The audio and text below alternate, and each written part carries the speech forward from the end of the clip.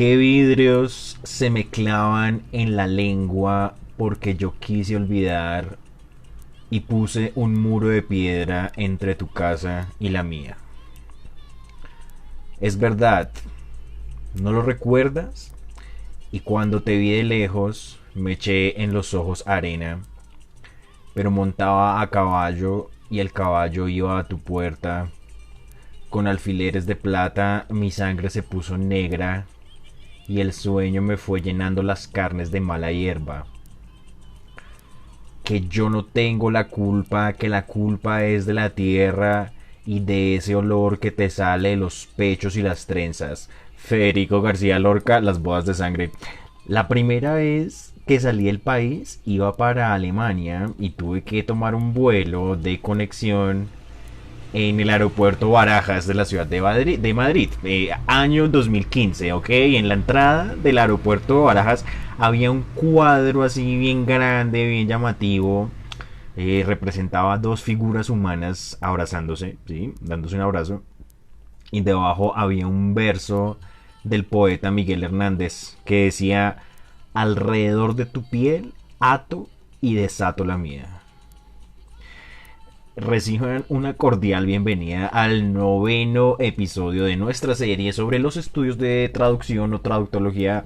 Estamos en una miniserie de viajes a los países de Estados Unidos, España y Alemania. Los episodios 7 y 8 los dedicamos al gigante norteamericano, a su influencia para bien y para mal, for evil and for good. Esta vez cruzamos el Atlántico, vamos a armar la de San Quintín. Allende los mares nos vamos a encontrar con un país que compone la trietna latinoamericana.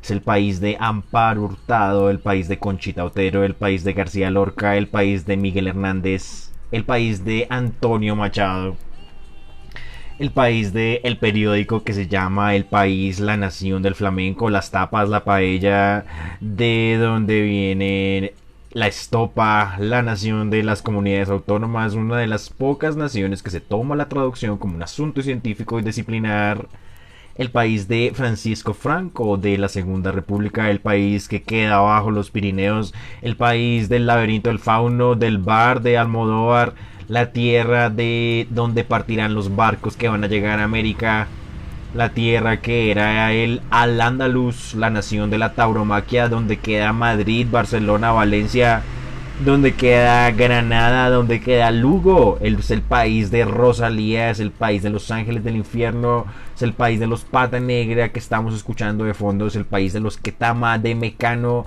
y es de donde viene la lengua materna de quien les habla y la lengua materna de América Latina. Vamos a estar en el país de España. España, o sea, de todas maneras siempre ha estado presente aquí en traductología, es decir, aquí hemos hablado harto del país de España. Vamos a hacer un breve resumen de las veces que hemos mencionado este país.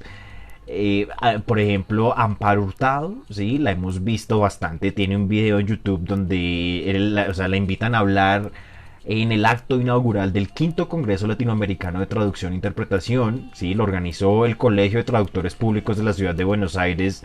En él participaron más de 1.700 personas. ¿Sí? Se reunieron en este quinto Congreso Latinoamericano de Traducción e Interpretación. Y lo inauguró la presidenta de ese entonces, Cristina Fernández de Kirchner. Contó para y para la clausura contó con un historiador que se llama Felipe Piña. El encuentro se desarrolló exitosamente y contó con un altísimo nivel de expositores de todo el mundo, entre ellos Amparo Hurtado. Se tocaron temas de traducción científico-técnica, traducción, interpretación jurídica, traducción, interpretación médica, interpretación simultánea, interpretación consecutiva, tecnologías, formación de gente que se dedica a eso, lengua y lenguaje, comunicación, subtitulado, doblaje y otros temas. Allí decía Amparo Hurtado que en tiempos de los romanos el autor Cicerón había dicho que no había que traducir verbo por verbo. Vimos también el álgebra de Baldor. Dijimos que Aurelio Baldor fue un matemático, un abogado cubano que redactó una versión del álgebra para Latinoamérica, porque el álgebra que existía en ese momento era en el español de España. Los lingüistas, con un nombre para todo, dirían entonces español peninsular, y eso también era una traducción del árabe, digamos. Por eso es el álgebra de Baldor, porque es la versión de esos conocimientos de álgebra que hace este profesor cubano. Sin embargo, hay otras fuentes que sugieren que Baldor redacta ese libro desde cero, es decir, en términos de Jacobson no estamos ante una traducción de tipo intralingüístico, es un libro que se concibe originalmente en el español latinoamericano, ¿sí? No se traduciría del peninsular, digamos. Aunque de todas formas, es decir, podemos seguir pensando en la idea de que los conocimientos algebraicos son una traducción también del mundo de habla árabe a los mundos de habla latina y posteriormente al mundo de habla hispana. Vimos también los 10 días que estremecieron el mundo, ¿sí? En inglés son The 10 Days That Shook the World. Eso es un libro del periodista estadounidense John Reed. Este libro es de 1919 y ese libro es el testimonio, es la crónica de los acontecimientos de la Revolución Rusa durante el mes de octubre de 1917. Este libro fue traducido al español por Ángel Pumarega para la editorial argentina Alta Torre. Así que Reed y Pumarega ambos son militantes comunistas. Por un lado, John Reed de Portland, en Oregon, en los Estados Unidos, va a Rusia a cubrir de manera periodística la revolución, y allá conoce a Lenin y conoce un montón de gente muy importante. Y entonces, bueno, por otro lado, Pumarega en España, entonces él va a fundar el partido, él es uno de los fundadores del Partido Comunista Español. Esto es Ángel Pumarega. Y Ángel Pumarega traduce obras, por ejemplo, de Trotsky, digamos, autores por ese estilo. Así que eso, digamos, es un claro ejemplo de cómo las cuestiones, digamos, ideológicas, políticas, o sea, sí tienen, digamos, cierta incidencia cuando uno quiere traducir cualquier clase de texto. O sea, eso también era el ejemplo de las feministas, ¿ok? Para la gente que ha seguido los ejemplos. Habíamos hablado de lo que había antes, cuando hablamos de Estados Unidos, por ejemplo, mencionamos una de las 4 regiones del censo, que era el West Coast. Esa es la costa oeste. En la costa oeste, es al otro lado, en el Pacífico, donde queda California, Colorado, es Nuevo México, Utah, Texas, todo eso. Todos esos estados que antes eran México, que antes eran España y que antes eran pues el mundo indígena ancestral que algunas personas reconstruyen cada día. Un mundo indígena al que se mira diariamente en esta época en la que vamos corriendo. Y bueno, hoy en día ahí en ese territorio que antes era México, que antes era España, que antes eran comunidades indígenas, ahí hoy en día queda Hollywood. Entonces es la industria cinematográfica. Al hablar de España, desde luego es muy importante hacer mención del cine y de los fantásticos Mecano, ¿ok? Que nos regalan una frase que dice: un fundido en negro y después plano picado al revés del rascacielos. Es un tema fantástico y alucinante que se llama No hay marcha en Nueva York. Para los que no saben peninsular, ok, marcha en peninsular quiere decir farra, ok, quiere decir irse de fiesta. Por eso los españoles dicen irse de marcha.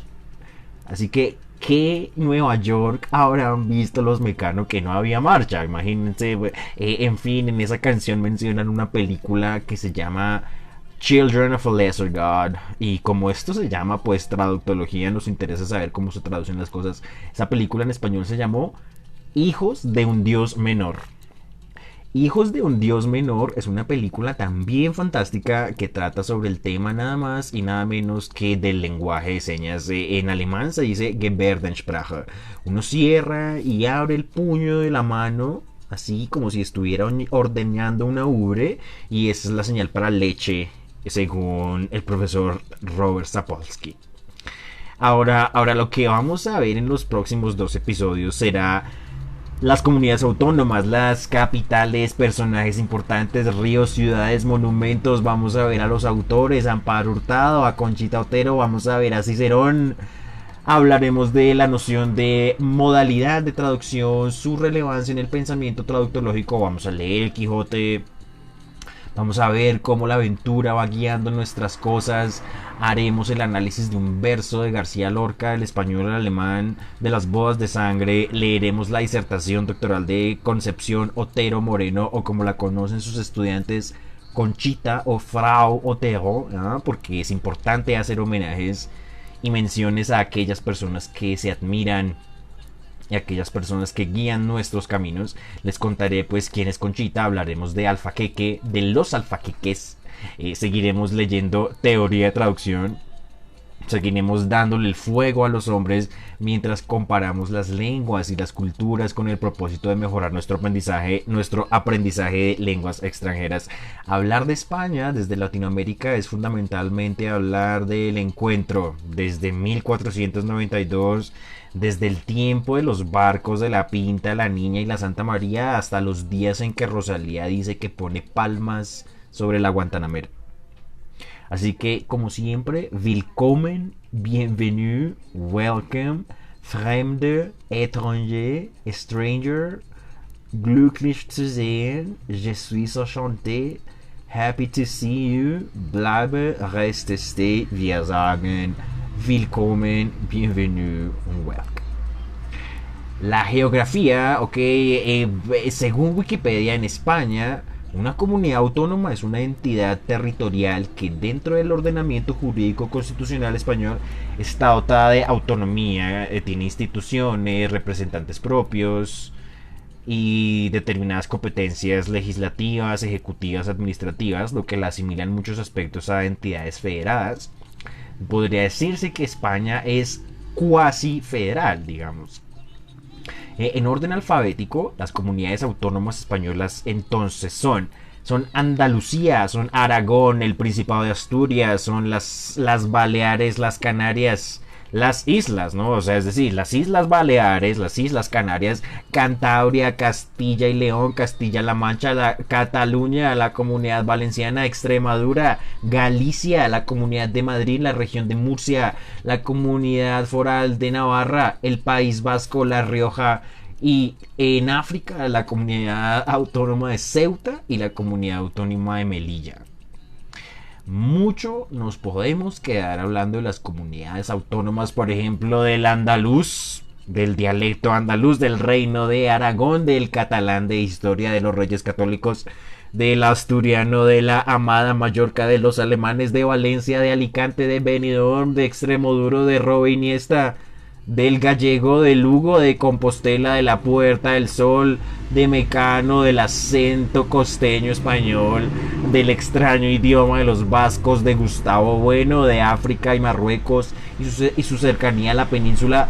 Mucho nos podemos quedar hablando, pero el tiempo es corto y las ansias largas de vivir.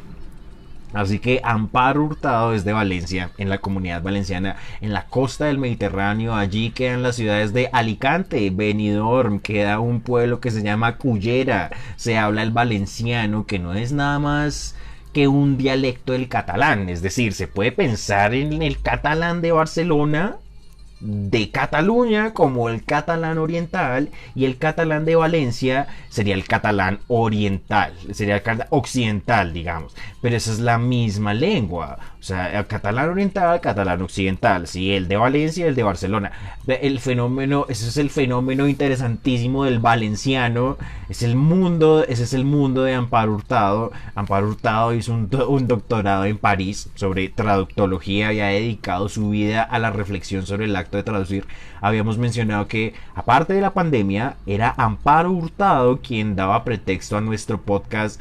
Todo el proyecto empezó con la sugerencia de Hurtado, que decía en su libro Traducción y Traductología que era conveniente distinguir las nociones de técnica, método y estrategia de traducción. No es obvio qué quiere decir uno con técnica, método y estrategia de traducción cuando uno está hablando de estudios de traducción. Por eso los científicos, la gente que se dedica a investigar, la tarea de ellos es un poco definir un poco de nuevo los conceptos. Entonces eso fue lo primero que hicimos, eso fue el episodio 1, 2 y 3. Hemos venido hablando de otras nociones también, como la noción de problema de traducción, modalidad de traducción, eso lo vamos a ver ahorita, equivalencia, fidelidad, ok, un montón de palabritas ahí que para la gente que estudia la traducción de forma disciplinar pues significan unas cosas muy específicas. Es un esfuerzo por hacer una terminología, digamos. Concebimos la obra de Amparo Hurtado como una conceptualización alrededor del concepto de traducir.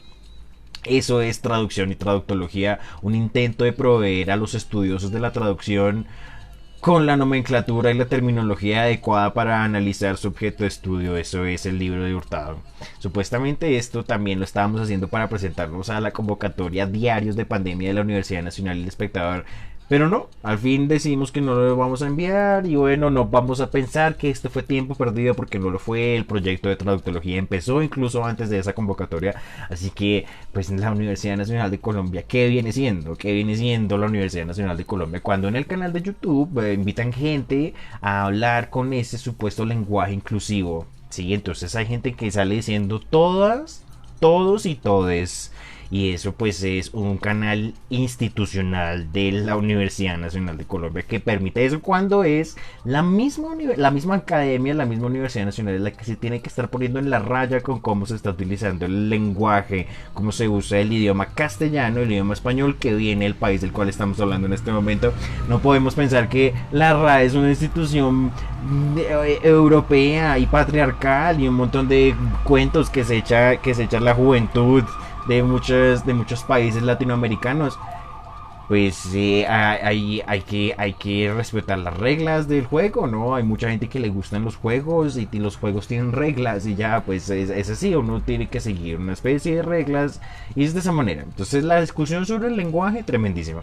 La Universidad Nacional de Colombia aquí pues debería estarse parando en la raya con ese temita del lenguaje inclusivo y no lo hace, lo acepta, pues en lo que en inglés dicen patronize, ¿sí? Que simplemente es ser condescendiente, sí, ok, lo que ustedes digan, y ese es el lenguaje, los y las compañeras, los y las jóvenes. Entonces cada página del distrito tiene ese tipo de lenguaje, como si eso dijera algo en realidad de la manera en la que las mujeres están integradas en la sociedad.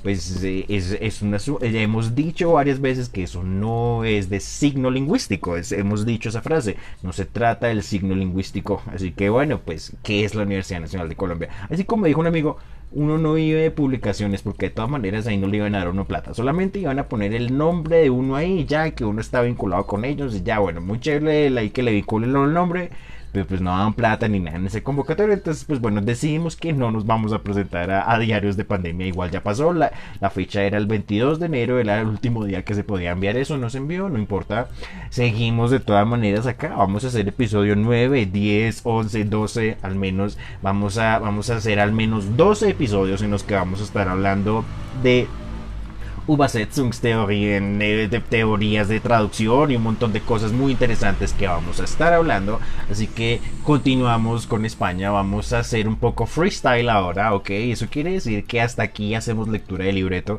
procedemos a hacer lectura de guión. Para las personas que me siguen, pues ya saben que hemos explicado en qué consiste la diferencia entre el concepto de libreto y el concepto de guión. Aquí concebimos esos conceptos como unas herramientas que nos permiten definir la temática del podcast y en últimas poderlo presentar. Vamos a hablar de las modalidades de traducción, 14 modalidades de traducción. Vamos a ayudarnos de unas fichas bibliográficas que hemos fabricado con el nombre de la modalidad, una definición, y posteriormente vamos a arrancar, pues vamos a hacer unos comentarios y unas impresiones. Entonces pues bueno, vamos a empezar. Modalidad número 1, traducción escrita. La traducción escrita es simplemente la traducción de un texto a otro texto, ya, o sea, uno va a traducir un texto, sí, y va a producir otro texto. Eso es una traducción escrita. Esa es la forma de traducción más elemental, más básica y más antigua, y todavía se sigue haciendo traducción de textos, ok. Tiene uno un texto, uno lee un texto en un libro, en alemán, en inglés, en español, en el idioma que sea, y no lo va a traducir a otra lengua, así de texto por texto. Tienes un texto, vas a producir otro texto. Eso es una traducción. Es una traducción escrita. Bueno, ahí más o menos se ve. Una traducción a la vista. Ok, una traducción a la vista es ahora una traducción oral de un texto escrito. Esa modalidad de traducción aparece en lo que en inglés se conoce como ESL, ok, es English as a Second Language, ok, en alemán se dice DAF, entonces es Deutsch als Fremdsprache, ¿ya? Ahí aparece esta modalidad de traducción que es la traducción a la vista. En alemán eso se dice vom Blatt dolmetschen, ok, entonces eso quiere decir que uno está leyendo un libro en alemán, ok, el estudiante pregunta, profe, Was bedeutet das? Esa es la primera pregunta que hace el estudiante. El estudiante quiere saber qué significa eso y no se lo tiene que decir. ¿Y en qué idioma se lo va a decir? ¿Se lo va a decir en alemán para que no lo entienda? No, pues usted se lo va a decir en español. Usted, la palabra Hund, perro, ya, o sea, el estudiante quiere eso. El estudiante no quiere que usted le explique que es un perro y afín, o sea, no, el man quiere saber porque quiere asociarlo a la lengua materna. Se da la traducción a la vista en las clases de lenguas extranjeras. Es una tesis que vamos a defenderla. Seguimos con la interpretación simultánea. Pues interpretación simultánea es ahora no es texto escrito, es texto oral. Una persona va hablando, ok, yo voy diciendo cosas y otra persona va traduciendo al mismo tiempo lo que yo voy diciendo. Pero es un texto oral, no es texto escrito, es una modalidad de traducción en la cual hay que ser muy ágil con el pensamiento, hay que pensar de una forma muy rápida. La definición de Hurtado simplemente dice traducción oral, espontánea y simultánea de un texto oral a medida que éste se desarrolla. O sea, esto es a medida que la persona va hablando, ¿no? Otra modalidad es la interpretación consecutiva. Ahora, es una traducción oral, no es espontánea, es posterior al texto oral y sucede con toma de notas simultánea al desarrollo del texto original. Claro, es lo que... Claro, entonces es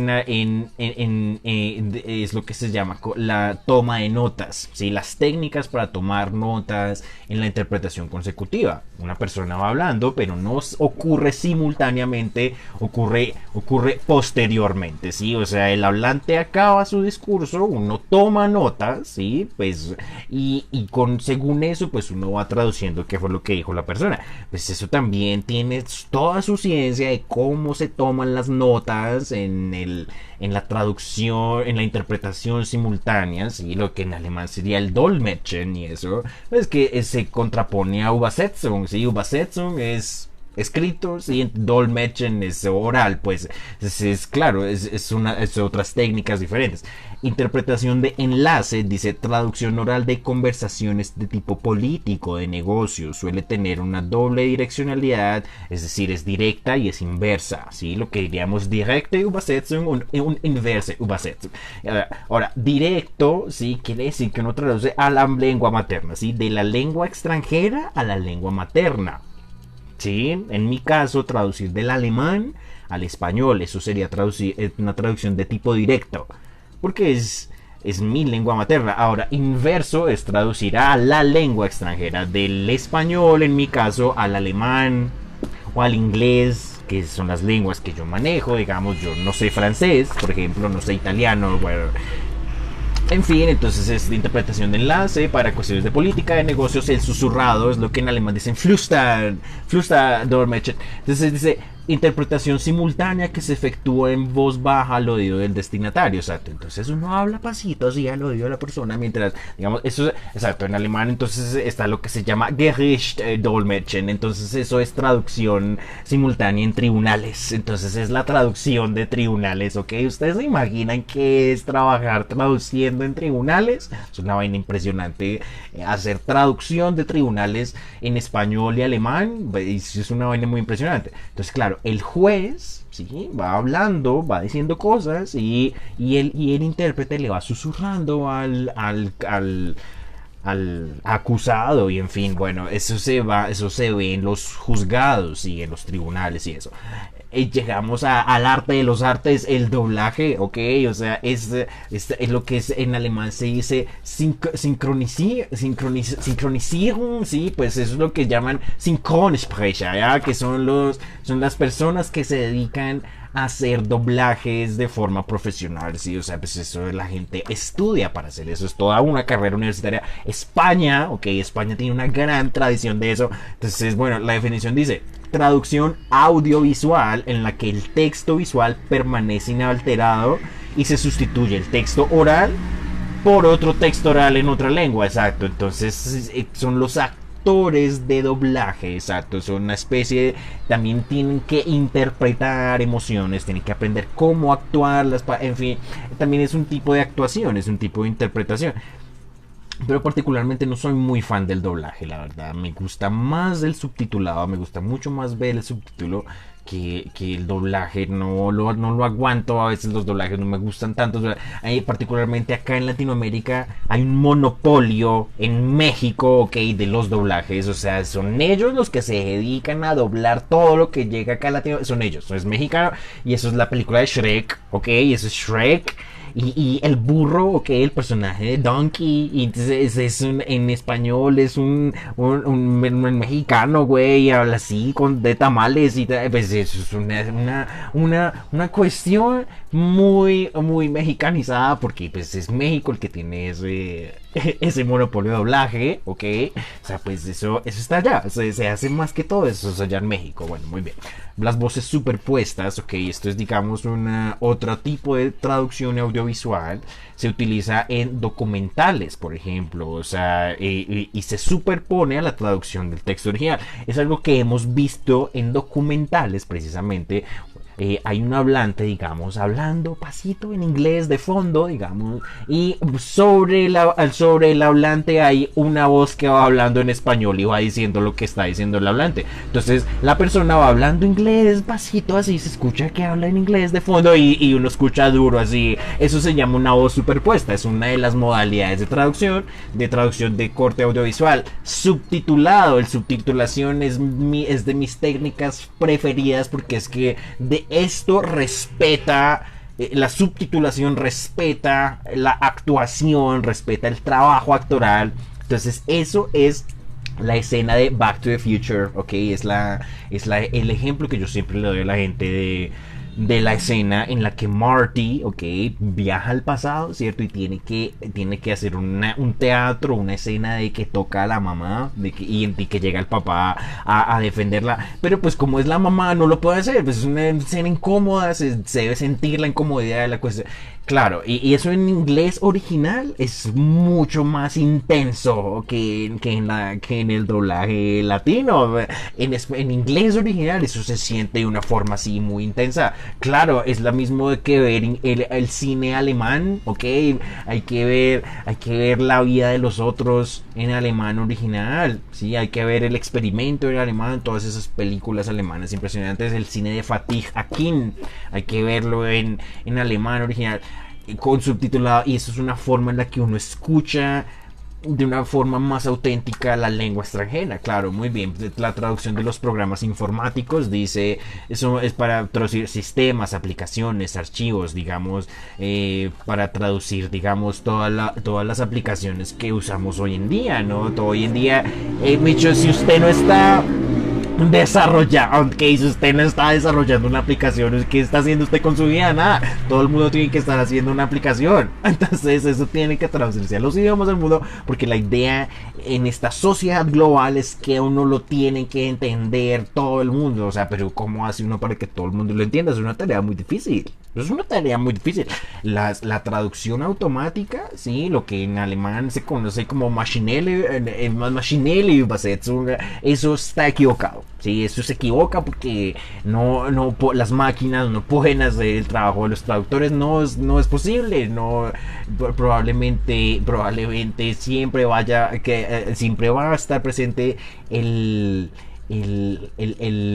la intervención del ser humano cuando estamos comparando las lenguas, siempre va a estar ahí posible, siempre va a estar ahí presente.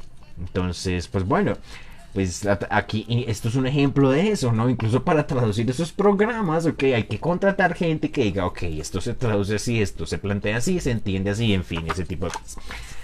Productos informáticos y multimedia, dice, es la traducción de productos, incluye una forma integrada de texto, video y audio. O sea, todo esto podemos pensar que es la traducción de videojuegos, por ejemplo. Eso es el ejemplo del Golden Eye. Una vez ya les conté la historia de una vez leí una tesis, un man que hizo toda la traducción del videojuego de James Bond, el superagente 007, que se llama pues el Ojo Dorado, que es de Golden Eye, ¿sí? Este videojuego que se llamó Golden Eye. Entonces esta persona hizo esta tesis en la Universidad Nacional como en inglés, como proponiendo una posible traducción del videojuego el Golden Eye del inglés al español, una vaina pues muy interesante. Entonces suponemos debe tener que ver con eso. La traducción de las canciones, ok, pues dice traducción de canciones de todo tipo para cantarlas. Entonces es claro, esto es una vaina, pero esto es pero importantísimo. Esto es importantísimo. ¿Saben por qué? Porque digamos en Europa, digamos, pues está todo el fenómeno de las baladas, ok, lo que en alemán se conoce como Schlager, ok, entonces las Schlager son las baladas románticas y todo eso son traducciones de baladas que eran italianas o que eran francesas o en fin, o mismas baladas alemanas que se van traduciendo a los otros idiomas, y en fin, eso es un mundo muy interesante, el mundo de las Schlager, ok, entonces eso es la banda sonora de Das Leben der Anden, ¿cierto? Es Frank Schöbel, esa canción preciosísima que se llama Wie ein Stern. Entonces, todo eso son Schlagers, y muchas de esas canciones son traducciones de baladas que son italianas o que son francesas, en fin, pues la traducción de canciones. El ejemplo también acá en Latinoamérica de el rock and roll, ok, en español, que en el documental Rompan Todo de Netflix, ¿sí? Que es el Break It All, ahí aparece, digamos, Enrique Guzmán, es el papá de Alejandra Guzmán, que canta Hacer el amor con otro, ok, entonces dice que ellos le dan el rock a Latinoamérica en la medida en que ellos traducen las canciones que se están escribiendo en Estados Unidos y les ponen letras en español, y es eso lo que crea el rock and roll en Latinoamérica, así que es una vaina muy importante. La supratitulación musical, sí, supra de arriba, ¿cierto? Entonces dice, traducción de la letra de una canción que se pasa en una banda magnética, se sitúa encima del escenario, o sea, tú vas sobre el escenario. Es algo que supuestamente se ve en escenarios de la ópera, por ejemplo, ¿sí? Cuando se ve ópera, hay algunas producciones que tienen las bandas magnéticas en la parte de arriba, y pues ahí ponen las traducciones pues, sí, o sea, la ópera es en italiano, la ópera es en francés, en inglés, bueno, en fin. Correcto, muy bien. Y por último dice traducción iconográfica. Dice traducción de textos subordinados de tipo icónico gráfico, es decir, jeroglíficos, crucigramas, sopas de letras, publicidad, ¿sí? ¿Cómo se traduce la publicidad? Es otro campo de estudio, en fin, la traducción de la publicidad tiene que ver con la función de las traducciones, ese tipo de cosas. Bueno, esa fue la presentación de las modalidades de traducción, 14 modalidades de traducción. Vamos ahora a hacer el análisis de los textos paralelos. Muy bien, las bodas de sangre en alemán, Bluthochzeit, ¿no? Una vez a mí alguien me dijo que si escuchábamos juntos el nuevo disco de Rosalía cuando saliera. Dice, yo me transformo, dice Rosalía, en Saoko. El Saoko es simplemente el sonido que hacen los tambores. Tambor, tambor, tambor, oye mi tambor para gozar, ay Dios qué sabroso está, oye mi rumba qué buena, yo me tiro pa'l solar, y eso se llama Yo Soy la Rumba. Podemos concebir la traducción como una transformación, la traducción es un cambio, la traducción es un paso de una cosa a otra. Hemos mencionado otra noción que es la noción de dirección. ¿Traducimos de la lengua materna a la lengua extranjera o traducimos de la lengua extranjera a la lengua materna? Cuando traducimos inciden solo dos lenguas. Y dependiendo de la dirección, el proceso recibe el nombre de traducción directa, direkte Übersetzung. Eso es lengua extranjera a lengua materna. Y si es de la otra dirección, se llama inversa, traducción inversa, inverse Übersetzung. Sería de la lengua materna a la extranjera. Muy bien. Vamos a hacer el acostumbrado análisis de las técnicas de traducción porque son las nociones más prácticas de todas. O sea, son las nociones que tienen las técnicas de traducción, tienen la intención de tener una aplicación, de tener un uso concreto en el proceso traductor. Esas son las técnicas de traducción. Son las nociones más prácticas que encontramos, digamos. A continuación vemos un verso, vamos a leer un verso de Federico García Lorca en español original y luego el mismo verso en alemán. Mencionaremos cuáles técnicas de traducción han sido aplicadas. En español tenemos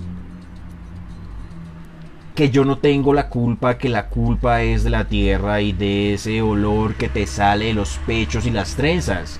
En alemán, ich trage daran nicht die Schuld, die Erde ist schuldig, der Geruch deiner Brüste und Zöpfe. Lo primero que vemos es una omisión, se omite la conjunción que en la versión en alemán, enseguida aparece una modulación de tipo estructural o sintáctico, digamos, en la sintaxis, es una modulación en la sintaxis. La posición de la negación también cambia, en español aparece inmediatamente después del pronombre yo, ¿cierto? Yo no, ¿cierto? Yo no tengo, dice, y en alemán aparece después del adverbio preposicional daran, ¿cierto? Ich trage daran nicht.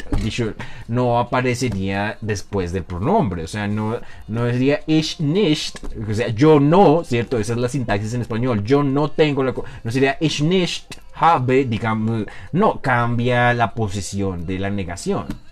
¿Sí? Muy bien. Vemos otra modulación estructural en cuanto a los sustantivos. Vemos cómo aparece primero el sustantivo culpa y después el sustantivo tierra. Dice, la culpa es de la tierra. Por otro lado, en alemán aparece primero el sustantivo con artículo femenino Erde y luego el adjetivo schuldig. Y en el verso dice, die Erde ist schuldig. Los conceptos pues cambian de lugar, muy bien. También vemos una transposición, hay un cambio claro en la categoría gramatical. Pasamos del sustantivo culpa en castellano al adjetivo alemán schuldig. Por último, vemos cómo se omiten las palabras ese, de, los, las, los, se omite el verbo salir. En el verso dice ese olor que te sale de los pechos y las trenzas. En alemán pone der Geruch deiner Brüste und Zöpfe. Se puede omitir la preposición de y los artículos de los sustantivos, los pechos, las trenzas, ¿cierto? Siempre y cuando se mantenga pues la misma función gramatical. En este caso, combinar la preposición de con los artículos determinados en español, los, las, indican una relación de posesión. El olor de las trenzas, la comida de la abuela, esta función de indicar la posesión la encontramos en alemán con lo que se conoce como el Wesensfall o el segundo caso gramatical del alemán, que es el genitivo. Entonces, eso se hace con el genitivo en alemán, se indica la posesión. Bueno, y ya con esto pues acabamos. El próximo episodio será el episodio número 10. Ahí veremos en detalle a la docente Conchita Otero. Ya les dije que escribió una tesis doctoral en el año 2004, pero la escribió en alemán, ¿ok? Pues ¿cómo les parece? Resulta que hoy por hoy la señora Conchita Otero tiene una calidad bicultural. No solo es bilingüe, sino es bicultural. Conoce profundamente el espacio de habla alemana porque ha estado en él 30 años en la ciudad de Braunschweig y también conoce el espacio hispano peninsular de donde ella viene. En fin, ídolo de ídolos es Conchita Otero para mí, para este programa. De pronto hablar de ídolos nos haga pensar en términos religiosos, pero no, aclaramos eso desde una perspectiva secular. Aclaramos que nuestros ídolos en este podcast son personas como Conchita Otero, Sergio Bolaños, Amparo Hurtado y etcétera. A todos ellos les decimos aquí autores. pero también son nuestros ídolos porque miramos hacia arriba en admiración de sus obras y esa acción puede interpretarse de forma religiosa o no. Aquí todos estos autores son nuestra guía, son nuestro derrotero con el cual intentamos descubrir la calidad de la traducción en el aprendizaje de lenguas extranjeras. Como está escrita en alemán, nuestro siguiente proyecto es traducir al castellano algunos fragmentos de la tesis de Conchita. Por ejemplo, el siguiente texto es una propuesta mía de una traducción del último párrafo del documento de tesis de Conchita. Dice, ok, por último, no puedo sino estar de acuerdo con las palabras de Noart. Traducir es comparar culturas. Las culturas se manifiestan en esencia mediante sus lenguas. Es por eso que el experto en comunicación hace uso de las posibilidades expresivas y universales de la cultura, de tal forma que podemos asegurar sin problema que la traducción no es solo comparar culturas, sino comparar idiomas. Cita poderosa. Con esto hemos terminado este recorrido por las comunidades autónomas, por la música de Rosalía, de Amparo Hurtado, de las modalidades de traducción, del encuentro entre mundos, del estudio del asunto lingüístico, del asunto sociolingüístico. Es la importancia de la reflexión sobre el lenguaje en nuestras vidas. Estos son los espacios donde interactúan las lenguas, los pueblos, las culturas. Son los espacios de habla alemana, los espacios de habla hispana, de habla anglosajona. Son los espacios donde se habla el español peninsular, el español latinoamericano, el español de Colombia, el español de Bogotá, todos los idiomas del mundo. Vielen Dank für die Aufmerksamkeit. Thank you all so very much. Con ustedes, Traductología por Marcel Forigo en la ciudad de Bogotá. Muchísimas gracias.